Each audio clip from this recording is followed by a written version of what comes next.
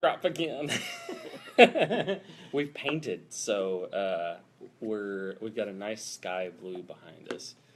And I'm trying to blend in. Yeah, yeah. We told him he had to wear the jacket so that we could actually see him. Otherwise, it's just gonna look like a floating head. It's kind of like if you wear green next to a green screen and you just kind of float. Yeah, you're blue on a blue screen here, so yeah. I never could figure out that green thing, anyways. Well, and that's why we don't Do like it do videos and produce videos and stuff like that. because we can't figure it out. Yeah. Why pick green? Oh, What that's what I'm saying. is it just like Well, we do white. The least the used white out. color? You have a white out then. Green out, that don't make sense. No, but it is fun kind of watching them do all those scenes and stuff. And you got one guy in like this full green suit, and he's like holding props and stuff, So anyway, get back on topic. A couple weeks ago, we started part one, and then we had our little A branch.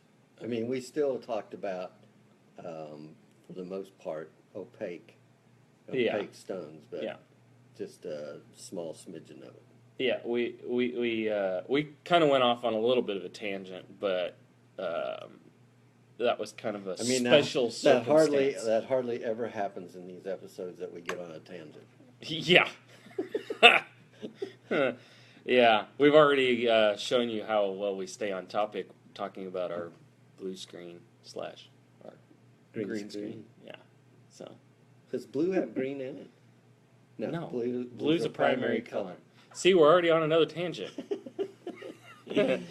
Anyway, we're going to try this again.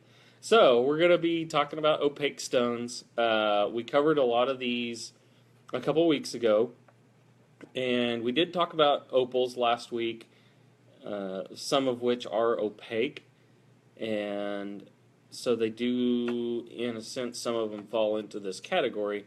But most of what we're wanting to look at are stones that are almost always known to be opaque, like onyx and tiger's eye and coral, hematite and lapis, stuff like that. So malachite. Did we talk about malachite? We mentioned malachite a little bit. We talked about how that was formed a little bit too. Turquoise we kind of touched on, but we really didn't. Yeah, we talked about it. Did we? Yeah, you remember we talked about the matrix. Oh yeah. We did. So we're going to try and cover this a little bit as much as possible here, and we've got a lot of examples. So we're going to kind of go through some of these to kind of refresh where we were talking about. We did talk about our turquoise, and that it's got the matrix in it. That's kind of that black. We talked about how some of these are dyed or wax impregnated to kind of, or plastic. Yep, that some of that's impregnated in there to kind of strengthen the stone itself, make it a little bit more wearable, and change the color. And change the color a little bit. Yep, enhance the color. I'm going to say a lot of that is the color, anyways. Yeah, changing color.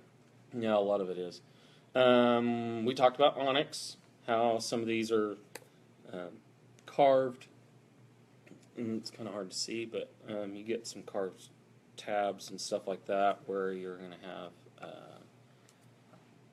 like little faces, and most of the time you're going to have a face of some sort in it.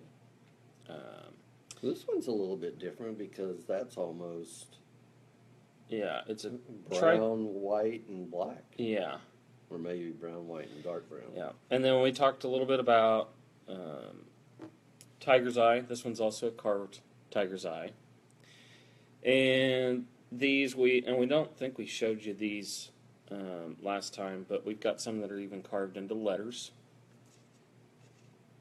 Like that.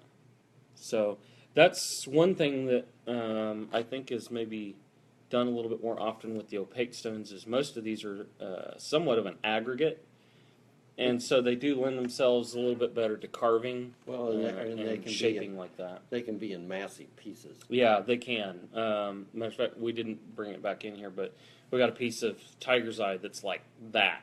I mean, it's huge. So, yeah, it works great for that because they can find it in very large pieces. So it's not an issue of wasting material because they don't really have to worry about that like what they do with diamonds and some of these other stones that are a little bit more precious and lots more rare. But we did talk a little bit about malachite, and we've got one piece here that we can show you. I know we've got some more floating around here somewhere, but we've got this nice little tab of malachite, and this does get used in jewelry every once in a while. It's carved a lot. It's carved a lot. I've seen full boxes, like jewelry boxes, cigar boxes, and stuff like that, carved out of malachite. And here's our gigantic piece of tiger's eye. But the malachite is pretty cool. It has a lot of different... yeah, like a little flashlight. Yeah. It has a lot of different patterns and stuff in it. A lot of times you'll get like concentric circles and stuff like that in the pattern. And basically that's done just by how it's formed. So most of this malachite that you're going to see, it will be slabbed and everything to show that off. And what it is basically like we talked about the end of our last Opaque Stones episode, so not last week, but the week before, is that these are going to be in stalagmites, stalactites, where the water is actually either falling or when it's landing, when it's dripping inside of caves or similar circumstances, and it's basically forming by having a water or some other liquid that is high in content of this material, and as it evaporates, it's leaving this behind, and so it's kind of building up, and then when they cut it and slab it, you start seeing the patterns from where it was formed, which is kind of cool. There's some other stones that do this as well, and you know, we have is it rhodochrosite? Yeah. That kind of forms the same way. I don't think we have a piece of that here. No, we don't. But forming is very similar. But it's red, or kind of a pinkish color, instead of the green. And it can get to translucent, almost transparent. Almost. But it can also show you some similar patterns to what malachite does. It's not as obvious. You don't get the dark lines, light lines as high contrast as what you would in the malachite. You know, and you see a lot of banding. I'm sure Colton tells you that, but some of it is almost like it's bubbled. Yeah, like it's percolated or something. Yeah. It's like frozen green bubbles. It sounds kind of gross. Yeah, but it's kind of cool looking. Yeah, but we get a lot of assembled stones with opaque ones. This is a little tab that's onyx and tiger's eye. It's kind of cool. And you get, like we said, you get a lot of them that are carved. Here's another example of just the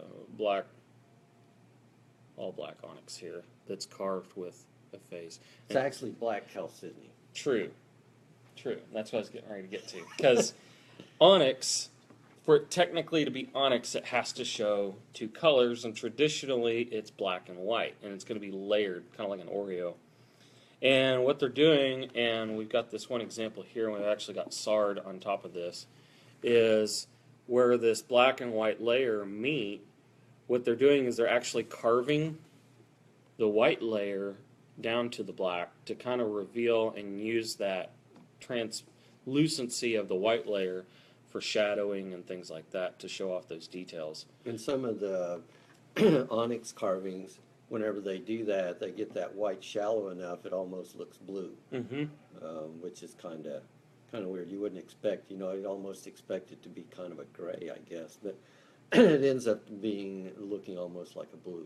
What's really amazing with this stuff is a vast majority, at least used to be, I'm not sure now, but a vast majority of these carvings were all done by hand.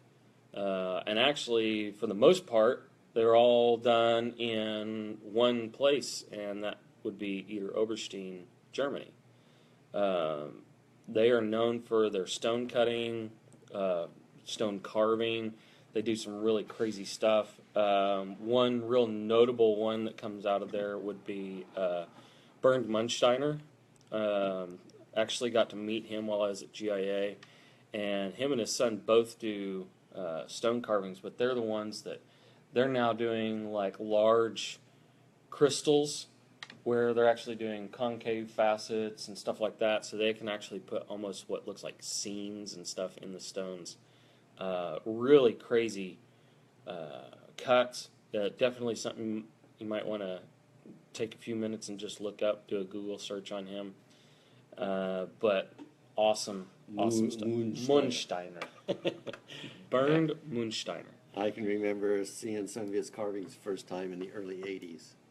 And he was like that avant-garde new guy out there because he was doing things in carvings that stone carvings that actually had never been done. A little more futuristic. A lot of people believe that for a long time that it was practically impossible to do some of the stuff that he was doing because they just felt like, well, you're just going to break the stone.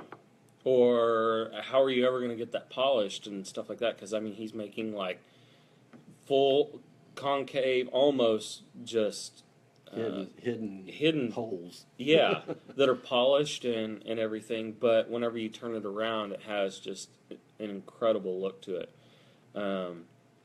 And we got to see a lot of that stuff while I was at school, and that was just really impressive. They actually have a piece.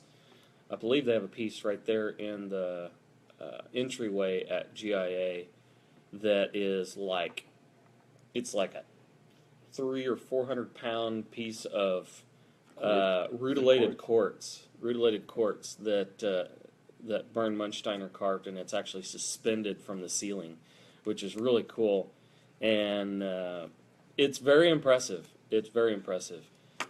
Not only its size, but the cutting that he did on that is just incredible. Because, most of the time when you're cutting stones, you're working with something, this size and smaller, so your equipment's pretty small, but that wouldn't work on a stone that's, almost as big as what I am. So, see that... He doesn't have to worry about holding the stone. No, I don't have to worry about that. You just kind of set it on a bench and... Yeah, it's not going to move. Yeah. But still, very impressive. I definitely encourage you guys to check out his work. Just do a simple Google search on him. I'm sure there'll be a lot. Isn't it Munsteiner with weird little... Yeah, the little dots. Yeah. I think that's right. But I think if you get it close, it'll figure it out. Yeah, I'm sure there's not too many people that do that with that name. He's kind of an artiste. Yeah. Very nice guy. For all the awards he's won and for how notable he is in our industry and everything, a lot of people that get to that point can get a little bit cocky and a little bit hoity-toity, but he is actually very nice, very easy to talk to, very easygoing, and really eager to just share information with people and talk to him about how that stuff works and how he goes about doing it. He won't give all the secrets, obviously, but very, very interesting person to meet and talk to. So I guess we need to actually talk about some of the stones we've got here in front of us. One that we really haven't talked about at all that has in the past been a big factor.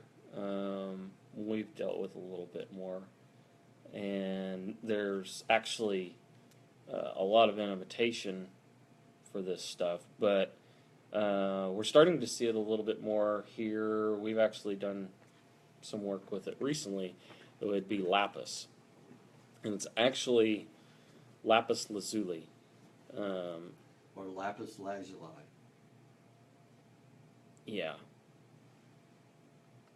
Maybe I see it. Maybe that helped. No, we're just getting, well, it's a little bit better. So, we need just like a little spotlight right there. But, Lapis, as many of you know, is going to be blue, obviously. And then you have you have some pyrite in here that kind of gives it that little gold speckle. But the best stuff's going to be a nice true blue like this that maybe just a touch of. Might have just a tiny bit of. You really don't want the white. Yeah, you don't want the white modeling in there, but having a little bit of pyrite is not a bad thing. Kind of gives it a cool texture. Again, this is normally going to be in tabs, stuff like that. It's used a lot. Beads. We do sit beads. It's carved. Yeah, I'd say probably the most that I've seen is going to be either tabs or beads, and it's used a lot in men's rings, larger men's rings. Almost always this stuff's used with yellow gold, but it's got decent hardness to it, and because it is a type of aggregate stone, it's pretty tough. It's a rock. It's a rock. Yeah, and so it's pretty tough. It does work really well for men's rings, even if they get beat up a little bit. They tend to take it pretty well, and it's a nice, vibrant blue. Holds a good polish and everything. And then where's this found out? There's actually a lot of good stuff in Afghanistan. This is a good one to show against the blue background. Yeah. There's a lot of good stuff that comes out of Afghanistan, a little bit in Pakistan, basically kind of that Middle East region. There's some that comes out of the U.S., not a lot. Is Afghanistan the Middle East? I guess kind of upper Middle East. Yeah. You're getting close to the Asian continent. Yeah. Yeah, it might. I think it's kind of right there on the upper Middle East. Yeah. Afghanistan is probably the most notable. Yeah. Production of lapis. And they've got a lot of it. Matter of fact, and I don't remember which base it is that they're in Afghanistan, but there is a U.S. military base that's actually just a couple of miles away from a really nice mine. And the reason I know that is I had a buddy stationed there, and he was sending me actually rough pieces of some really nice lapis. I've never actually polished any of it or anything, but he was getting it just dirt cheap. And these guys would just show up on base once a week with like a wheelbarrow full of this stuff, and just sell it. We didn't get a wheelbarrow full, did we? We can get a wheelbarrow full. No, that's a little expensive on the shipping. Yeah, but there's some really, really nice stuff that comes out of Afghanistan, and if you haven't seen lapis in person, it's definitely something to check out because it's a very pretty stone. It really is. And so what do we want to talk about next here? Well, it may be one of the more expensive, or it could be possibly one of the more expensive of the opaque stones, is one of the jade family. Mm-hmm. And I guess since we brought up jade, there's actually two, I guess you'd say. Yeah. So when we're talking about jade, there is two. It's kind of a broad term because there's two that are considered a jade, but whenever you get down to it, there's actually jadeite and nephrite. Nephrite is much more common. You can actually find huge boulders of nephrite. Jadeite is a lot less abundant. Yeah, I'm going to say that you can still come up with the boulders, but they're not near as prevalent. Yeah. And there's not as many places that it's found. This is actually jadeite. The best stuff is actually translucent to semi-transparent.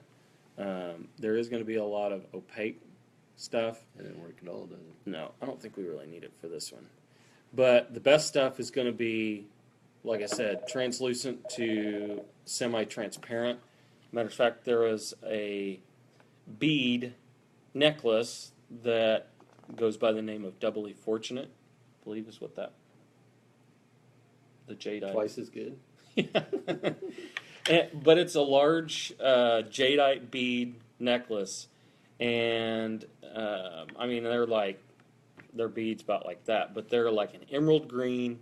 They're semi-transparent, but that necklace, I believe, the last time that it was sold, when it went to auction, it went for like $3.5 million for that necklace. So you get into that really nice stuff, it can get extremely expensive. Nephrite, on the other hand, which I think we've got some in here. That may be green calcium. Yeah, that's. Oh yeah, there we go. There's some over here. Yeah, Nephrite, on the other hand, is a lot less expensive. It's a much more, like I said, much more abundant. And there we go. Both of these stones lend themselves very, very well to carving. When we talk about toughness, we talk about its hardness and its durability. It's more like breakability instead Yeah. of hardness. So, Yeah, well, it's, you know, it's a combination. How well does it stay together? Yeah, it's kind of a combination of hardness and toughness as its durability. And these are very durable stones. Matter of fact, with jadeite, in a lot of the Asian cultures, whenever girls are really little, they'll be given a jadeite bracelet it's just one piece of jadeite that's carved into a bracelet. And it's believed to be extremely bad luck if they ever break it in their lifetime. And so they'll actually put it on and never take it off.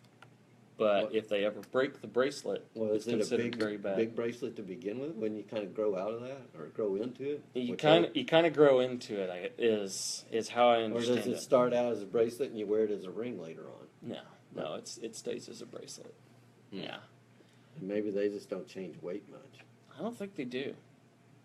That's hard to believe. Yeah, but yeah, it's kind of crazy because they do. They believe that if it breaks, then it's extremely bad luck, and so that's kind of a little bit of a testament to how durable those stones, or how durable jadeite and nephrite are. Well, because they'll do some in nephrite. Another story about how tough. During the San Francisco earthquake, there was a lot of there are some cultures that jadeite is the ultimate stone. Yep. It's more precious and valuable to them than what diamond or ruby or sapphire would be. And a lot, like we was talking about, especially in nephrite, a lot of that is carved. And what they would do in San Francisco, these places that sold a lot of jade carvings or whatever, those things would be up on like top shelves.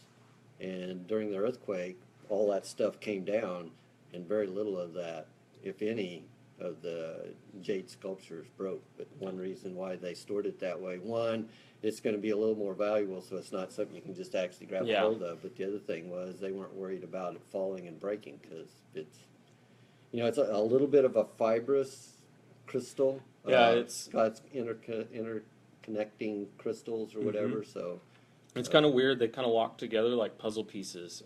If you look look at it under high magnification, which is what makes it so durable. But with nephrite, I've actually seen photos of like these boulders that are as big as tractors, that people will dig up at some of these mines. And I've even seen it slabbed and used as countertops in some really, really, really expensive houses, basically. And for the most part, it's Asian countries. But there's a lot more, like the jadeite. Supposedly the finest jadeite comes out of Burma, kind of like the ruby.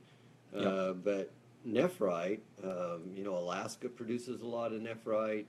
There are other countries besides Burma. Burma also produces nephrite, but There are a lot more of it, and like Colt's talking about, a lot bigger chunks of it, like boulders of it. Yeah. So there's been some crazy carvings. Seen, life-size sculptures of animals, uh, large urns and stuff like that for palaces have been carved out of nephrite, and it's some crazy stuff. It's got kind of a waxy finish to it, even when it's high polished. It's got a little bit of waxy finish to it. Thing is, with jadeite, you've got some other colors that it occurs in too, other than green. Yeah, well, and jadeite almost comes in every color. Maybe some not as vibrant as what you'd think. Yeah. One that kind of comes to mind, I don't know that I've ever seen like sapphire blue. No, I have. I've seen the lighter shades of blue. But one of them that's kind of interesting that we were reading about just a week or two ago was, and I didn't realize this even existed, it's basically ice jadeite, and it's actually a transparent, and it looks like the really good stuff they say looks like, the one I saw was kind of a donut shape, had a hole in the middle, and basically frosting on top, and no, you could dip it in your but, coffee. But what it looked like is almost like an ice wheel that was melting. So that luster that's on there is almost like Colton was saying, waxy, A little bit or waxy. almost watery, like the thing is melting while you're looking at it, which is really cool. Yeah. So yeah, It's like a permanent ice sculpture. yeah, and then a lot of jadeite, and I'm going to say probably nephrite too. A lot of that stuff is sold by the piece and not necessarily by the weight. Yeah. And I guess or maybe it's just me. I keep thinking, okay, how much is this going to be per carat? Because everything else is figured on a per carat basis. But Yeah. you get into opaque stones, a lot of them are not done that way. right, Yeah. right, or even some of the semi transparent or translucent ones are not done that way. But Yeah. it's a little bit, especially whenever you start talking about some of the prices that the jadeite can come in. You would think they would price that stuff per carat, but that's not the case. So No. um, But that's not something that's real big in the U.S. market anyway. it is some places. It is, but into, it's not. It's not like it is in Japan and China and Vietnam, Philippines, stuff like that, where you've got just a huge following of people that. It's been in the culture for a long time. It has. It's a stone that they believe has a lot of powers to it, and there's a lot of tradition behind it. Whereas the U.S. market, we're almost all, for transparent stones. The big three: emerald, ruby, sapphire, and diamond. And so that'd be the big four. Well, no, you got the big three in colored stones, and then you have diamond. Oh, okay. Yeah. Okay, I think we've covered that one pretty well. How about some of the organic stones? I guess the one that kind of comes to mind maybe first, or one of the first, because we already kind of talked about pearl. Well, yeah, we hadn't talked about shell, and we haven't talked about coral. Right, and these are coral beads. And yeah, I'm a little closer. Coral can come in a lot of different colors, reds, and then like the angel skin, which is kind of a pinkish white, or a little bit of pink and white, or and they're this Black, and black, and then you have some that are kind of a golden. yeah. But this stuff was living at one time. That's why it's called it organic. Yeah. Okay, so that's something we need to clarify real quick. Okay, so when we talk about an organic stone is either something that was living at one point or is something that was created by a living organism. So, amber was at one time basically tree sap. So it wasn't necessarily, the amber itself wasn't living, but it was produced by a living organism.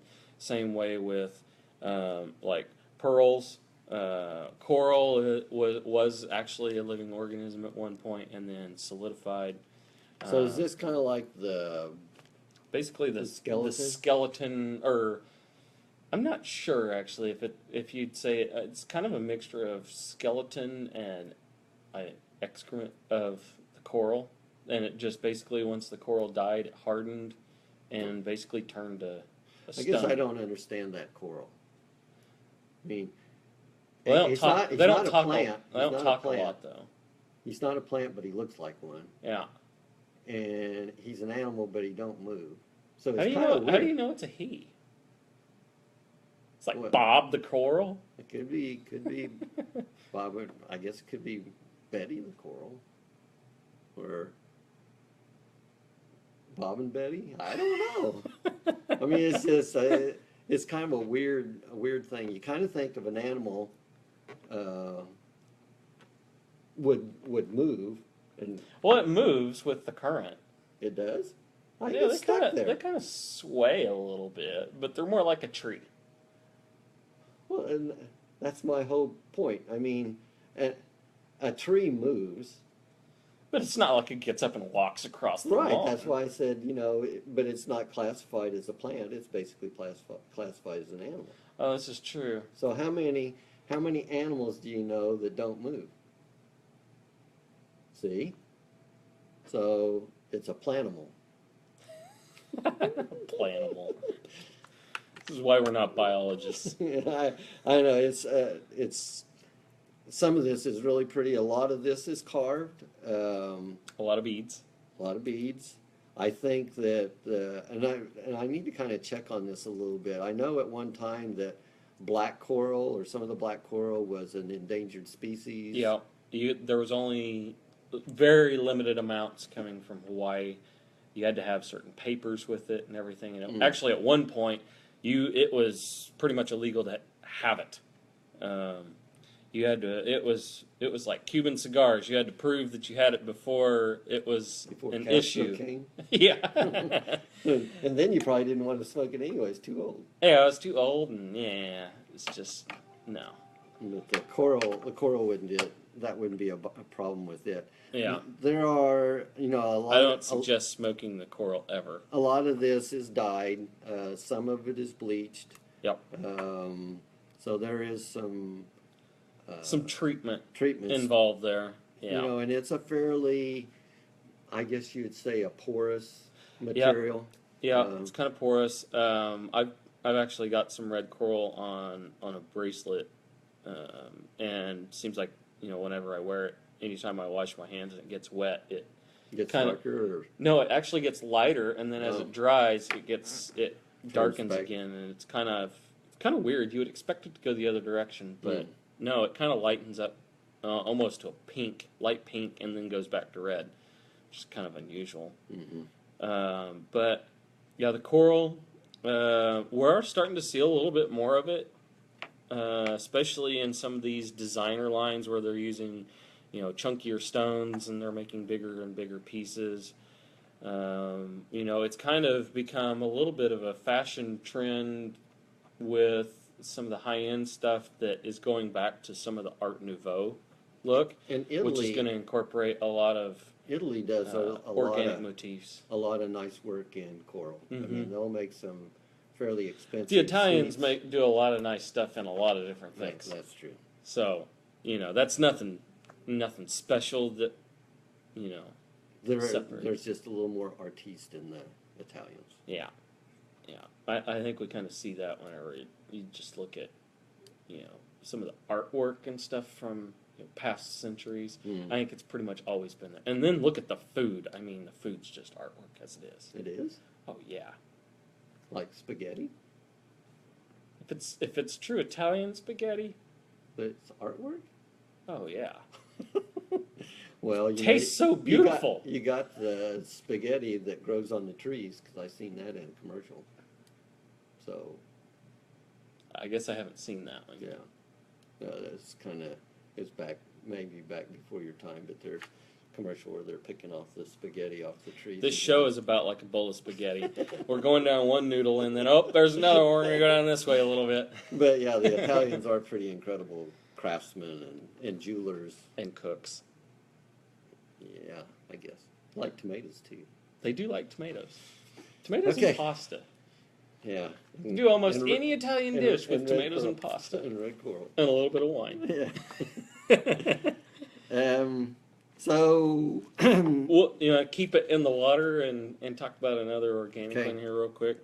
So the coral we don't have a ton of examples of right now, but these are really pretty.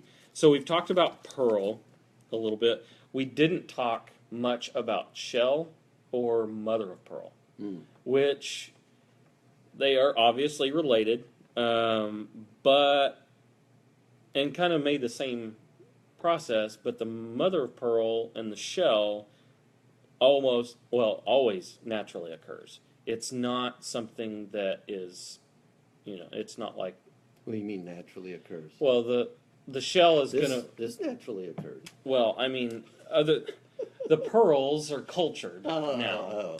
The shell, it's not cultured shell. You got to have the oyster, and the oyster's got to have a shell. It's not just a naked mussel running around in the seafloor. They got to have the shell. Yeah. Otherwise, that'd just be really It'd weird. be like that hermit crab always looking for a shell. Huh? Yeah. So with the shell, There's not a hermit mussel, is there? oh my gosh, we're gonna skip past that. With the shell, you do have still that pearlescence and everything that you do, obviously, with your pearls. That one's almost like a cat's eye one. Kinda, yeah, a little bit. That's kind of cool. But you got them in different colors, and this is basically based on the type of oyster or mussel that is producing these. And so you're still going to get some of the display of color from the Orient on these. And these are exactly what we're saying. The mother of pearl is going to be the shell and of the oyster. And so it's just cut into pieces. They can polish it. We got kind of a matched pair there. Yeah, we could do earrings. Yeah. Actually looks like 2 minnows. Kind of does. Right. But with with the mother of pearl, a lot of times you'll see this as inlay. You'll see it in some larger pieces of jewelry. Yeah, usually tables. usually relatively inexpensive as far as gemstones are concerned. You can find very large pieces of this just based on the size of the oyster. Like I said, they're going to basically take the shell of that oyster and they'll cut it in pieces. They can, like in these cases, they'll polish it into different shapes and different sizes. A lot of times we'll see it in inlays, like I said, tables, chairs, furniture, stuff like that. We've seen it in inlays in a lot of different things. Belt buckles,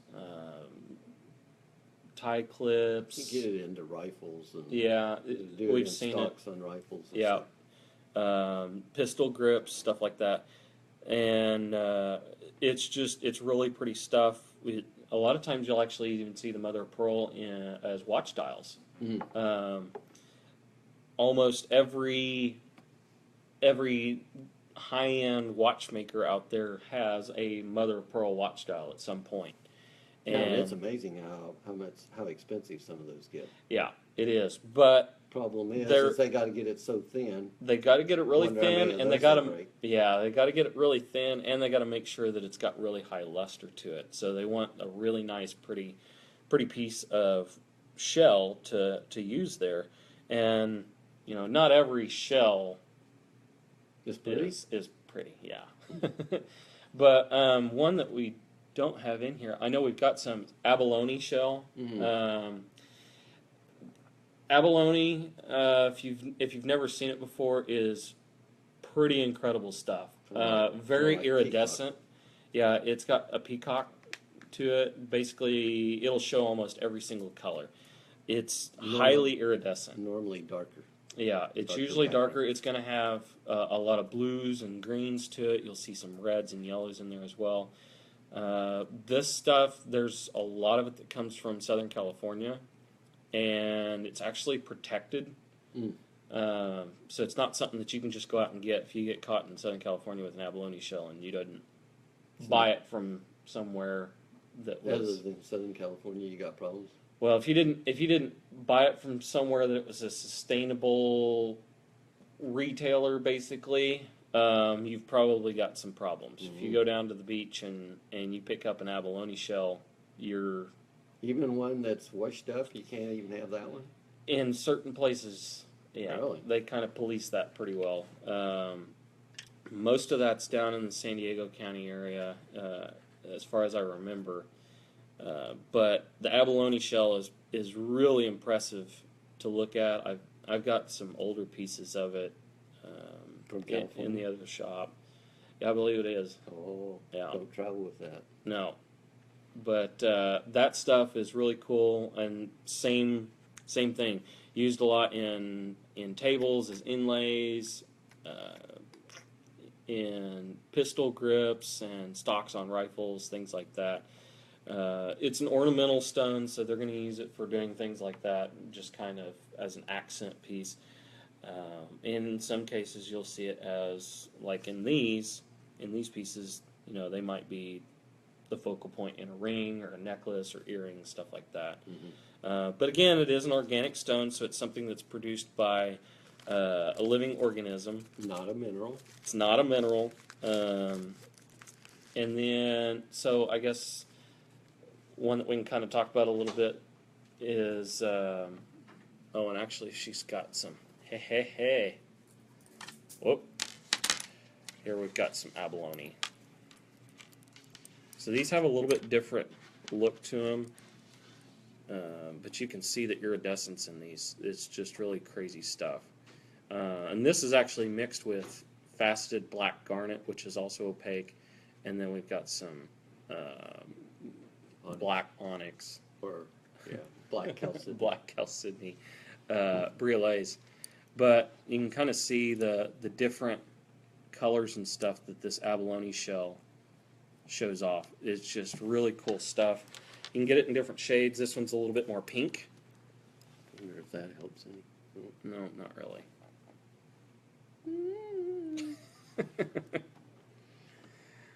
But London says hi. Hi, London. So, yeah, this stuff's just really cool. Definitely grabs your attention. Almost has a little bit of an opal look to it. Yeah, a little bit of It does have a little bit of play of color to it. Like I said, the body color changes a little bit here and there, and again, it is shell, so you're not going to see it in real thick pieces. And so a lot of times with this, it's either going to be, like we said, inlaid in something, or it's going to be used as necklace or earrings. You're not going to want to have it setting up just kind of all by itself in prongs or something like that, because it's not going to be real durable. What do you want to talk about next? Well, I think we're getting towards the end of Yeah. some of it here. Another one, and we don't see this as much, I guess, or whatever. And you get this in very big beads or big pieces. This gets pretty heavy. This is hematite, and it's got, a metallic look to it. And, Almost looks like gunmetal. yeah, Like, and it's kind of a grayish black, more blackish gray. What would that be? Grayish black, blackish gray. something. Yeah. But anyways, even these beads are fairly heavy. The other Yeah. thing, and we don't have a magnet in here. Yeah, they're they're- a lot of times magnetic, Yeah, they're attracted to a magnet or whatever. especially rare earth magnets. But, yeah. Yeah. So a lot of this is done in necklace, where you do a bead necklace, or They make really Bracelets. cool carvings. There's some of them that are carved into tablets. Normally they'll have a soldier, like a Oh, yeah. knight or like a Roman soldier or something like that, carved into the hematite tablets, and they'll be used in men's rings a lot. looks like a really nice black pearl. It does. It just doesn't quite have that iridescence Yeah. to it, but But some people first look at this or first see they'll it, think that it's black pearl, really, really nice black pearl. black pearls. And actually, if you could find black pearls that look like this, it'd be cool too. Yeah. I don't Yeah. think I've ever seen one that looks quite like that. No. So that hematite, being that it's almost metallic, it does hold a very high polish, Like I said, it's very heavy, so you get into some of these bigger necklaces and stuff, and it could be a little bit rough wearing it all day long, I'd think. Yeah. But with hematite, it's almost always going to be beads and the carved tablets. I don't think I've really seen it Anything else? anything else. Yeah, And really, the only other one that we haven't talked about much is pyrite. Um, Marcasite, maybe? yeah, a lot of times in costume jewelry, and every once in a while in some silver jewelry, you'll have stones called marcasites, and it's actually faceted pyrite. Pyrite is better known as fool's gold. Marcasite is actually different than pyrite. Marcasite is like a nickel, and iron pyrite, or fool's gold, is iron pyrite. So there's actually A little bit of they're in the separation. same family. They're both sulfides, but they're actually two different stones. So you don't normally see iron pyrite. You normally see marcasite. Hmm. I don't know why that is, but Oh, yeah. because I guess it looks different whenever it's cut. Because if you did pyrite, I think you get a different look whenever, I don't know why that is, but even its streak, it looks yellow, Mhm. but if you do a streak on it, it's basically black. Yeah. So I think most of that you're talking about in the costume, I think most of that is marcasite. And that's a whole different mineral than No. iron But pyrite. the pyrite, usually when you are going to see that in jewelry, it's still going to be in kind of its crystal form. Yeah. Usually going to be in large necklaces and stuff like that. But most common way people know it is fool's gold, and it's got some weight to it. Yeah. We got a good chunk out there that weighs 38 pounds. No, I don't think it's quite that much. It's heavy. I think it's like somewhere around But it's 15, but I've taken that to schools and done like basically a mineral, kind of show them what it looks like before and what it looks like after. I can go grab that, it's just out there. But anyways, what we Oh, did it's is talking we ended up weighing that and then figuring it at gold price. And if I remember right, if that was gold, it would be somewhere around $250,000. So you can kind of get an idea. It doesn't take a lot of gold to get to that price, but especially the guys in a class or whatever, whenever you have this big chunk up there and it's kind of got that yellowish gold color, not quite, but kind of what they think. It looks more like 14 karat gold than it does pure gold. But they go up there, and a lot of them, especially you get in like that second, third, fourth grader, and they're already macho or getting kind of that macho This stuff. weighs about as much as a second or third grader. So they go up there and they think, well, it's just a rock and it ain't going to be that heavy. And you grab that thing, you go, oh, some of them almost dropped it, trying to pick it up. Well, we have that whenever people, we show that to them here in the store, and we kind of hand it out there to them, and they're like, "Oh, this ain't gonna be that bad." And then it's like, "Oh, you don't want to do it over a glass case because there's a chance they're going to. It's gonna go through it." Yeah. Well, especially if you do a little, you know that it's going to be heavy, so you don't.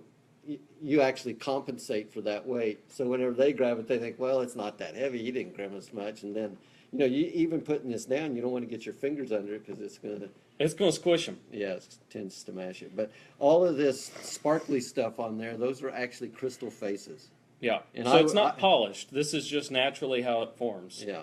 I would love if this was a piece of gold. Oh, yeah. Especially crystallized gold like that. Yeah. This was a gold nugget. It's even worth more than what its weight. Yeah.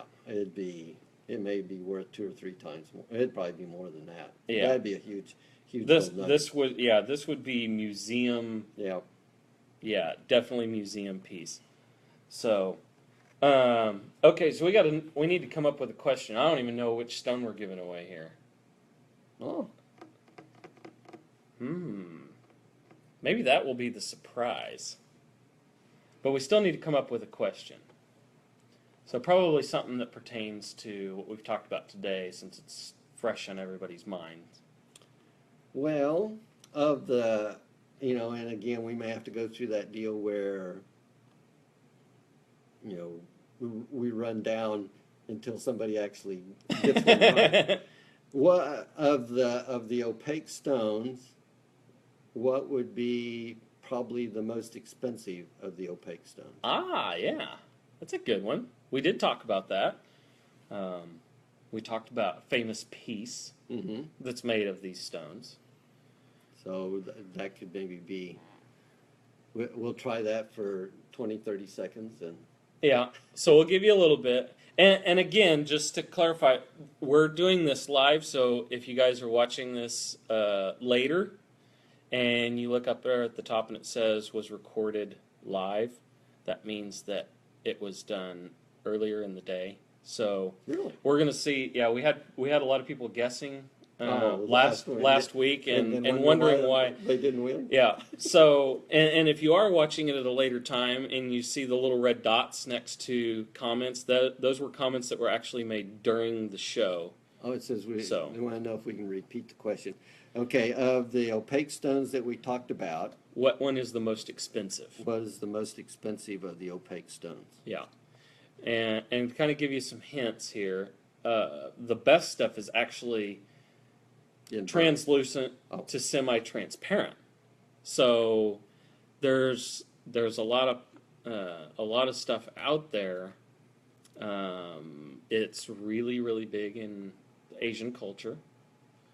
Are you just going to tell them here pretty soon, or what? No, I'm not going to do that. But You want me to do it? I'm pretty good at that. you're pretty good at doing that, yes.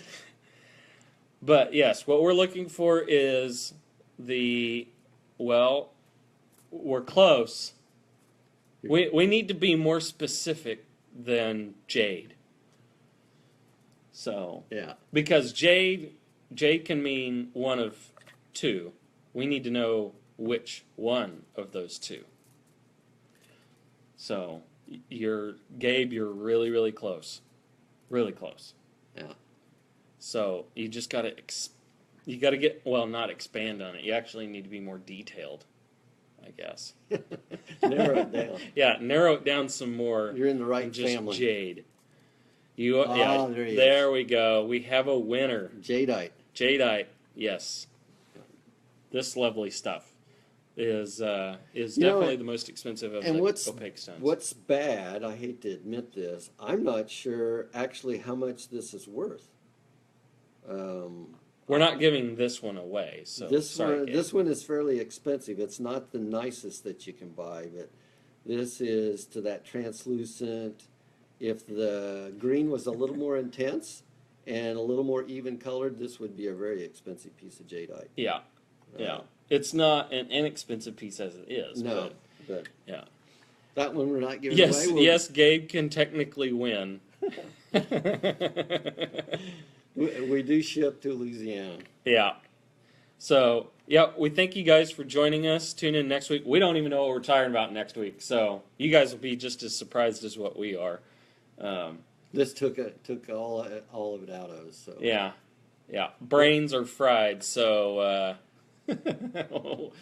we're pretty much worthless on trying to figure out what's going to be next week. we'll surprise you. Yeah, we'll surprise ourselves. Well, that won't be hard to do.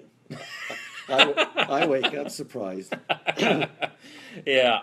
So, thank you guys for joining us. We'll see you next week here on Family Jewels. And, yeah. Thanks So, for watching. Thanks. Bye. Bye.